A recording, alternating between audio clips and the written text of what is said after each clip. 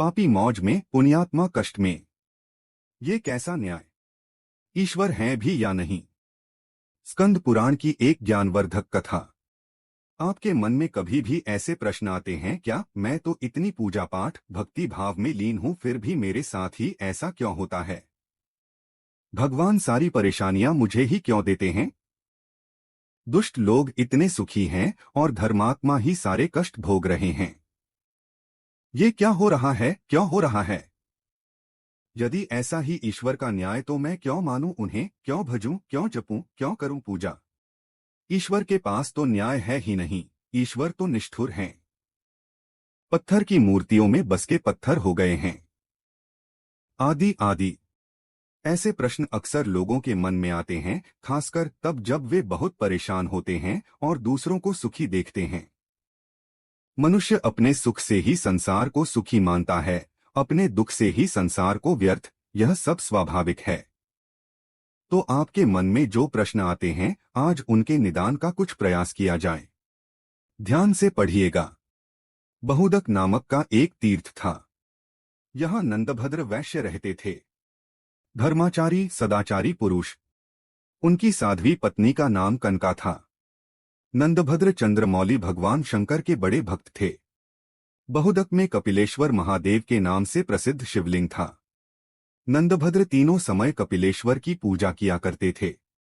नंदभद्र कम से कम लाभ लेकर माल बेचा करते थे और ग्राहकों के साथ बराबरी और ईमानदारी का व्यवहार रखते। गलत माल और बुरा सामान नहीं बेचते और जो कुछ मिल जाता उसी में संतुष्ट रहते थे। नंदभद्र का जीवन सन्यासियों जैसा था। सब नंदभद्र का सदाचारी, संपन्न, सुखमय जीवन की प्रशंसा करते। नंदभद्र के पड़ोस में रहने वाला सत्यव्रत, जो बड़ा ही नास्तिक एवं दुराचारी था, उनसे जलता था। सत्यव्रत चाहता था कि किसी प्रकार नंदभद्र का कोई दोष दिख जाए तो उसे धर्म के मार्ग से गिरा दूं।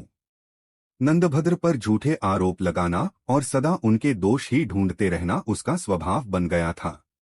दुर्भाग्यवश अचानक नंदभद्र का इकलौता पुत्र गंभीर रूप से बीमार हो गया। नंदभद्र ने दुर्भाग्यमान शोक नहीं किया। पुत्र के बाद उनकी पत्नी कनका भी गंभीर रूप से बीमार हो गई। नंदभद्र पर विपत्तियां आई देखकर उनके पड़ोसी सत्यव्रत को बड़ी खुशी हुई। उसने सोचा कि शायद नंदभद्र को धर्म से भटकाने का यही अवसर है। उसने नंदभद्र को सांत्वना देने का ढोंग करते हुए कहा, तुम्हारे जैसे धर्मात्मा को यह दुख उठाना पड़ रहा है।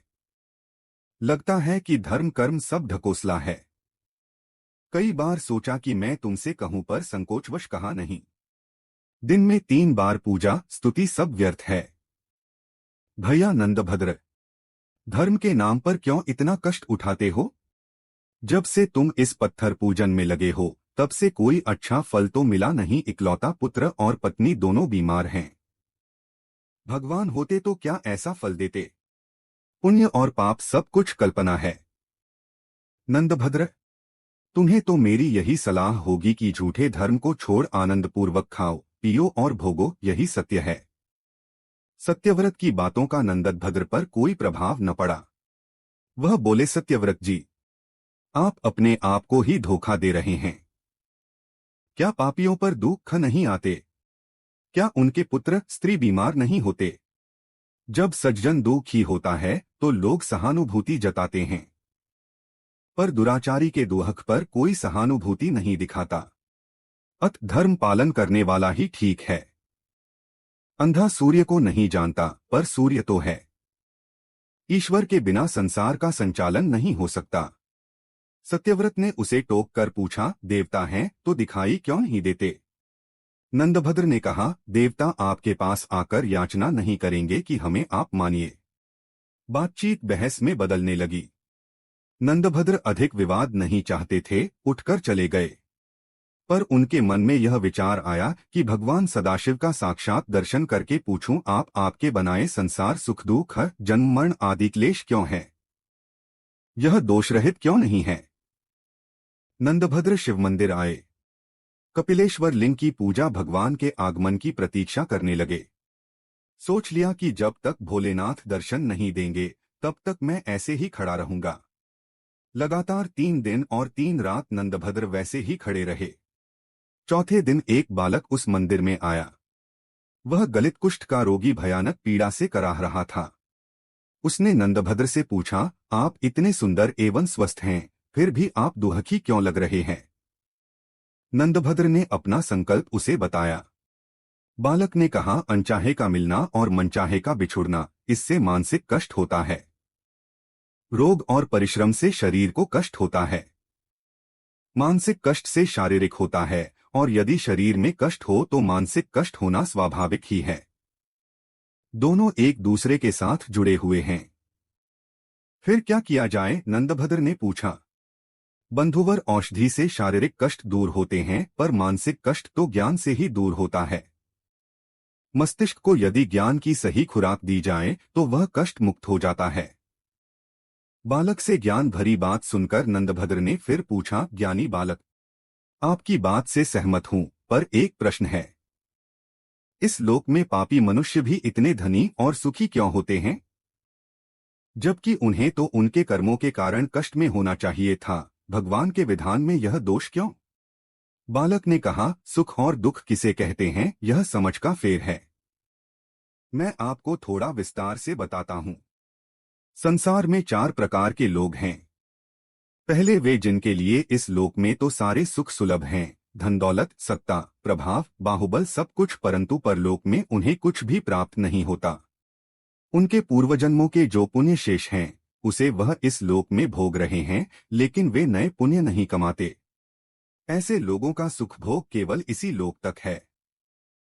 अगले जन्म के लिए वे कुछ शेष छोड़कर नहीं जा रहे, तो उनका अगला जन्म बिल्कुल उसी रूप में होगा जिसे देखकर आज वे कांपने लगें। दूसरे वे लोग हैं जिनके लिए परलोक में सुख का भोग सुलभ है, परंतु इस लोक में नहीं, क्योंकि उनके पिछले जन्म के संचित पुण्य हैं ही नहीं। वे तपस्या करके नए पुण्य कमाते हैं, उससे परलोक में सुख का भोग प्राप्त होगा। तपस्या से अर्थ केवल देव साधना ही नहीं होता, कर्म साधना भी तप है। उचित कर्म किसी भी तप से कम नहीं, क्योंकि इस संसार में रहते हुए सही मार्ग पर चलना कठोर साधना से ज्यादा कठिन है। तीसरे वे लोग हैं जिनके लिए इस लोक में भी और परलोक में भी सुख भोग मिलता है, क्योंकि उसका पहले का किया हुआ पुण्य भी विद्यमान है, और इस लोक में आकर भी वे उत्तम मार्ग का अनुसरण करते हुए कर्मतप से नए पुण्य बनाते रहते हैं। ऐसे लोग कोई कोई ही होते हैं। चौथे वे जिनके लिए न तो इहलोक में सुख है और न परलोक में ही, क्योंकि उनके पास पहले का कोई पुण्य संचित तो है नहीं, और इस लोक में भी वे पुण्य कमा नहीं रहे। ऐसे नीच जनों को धिक्कार है।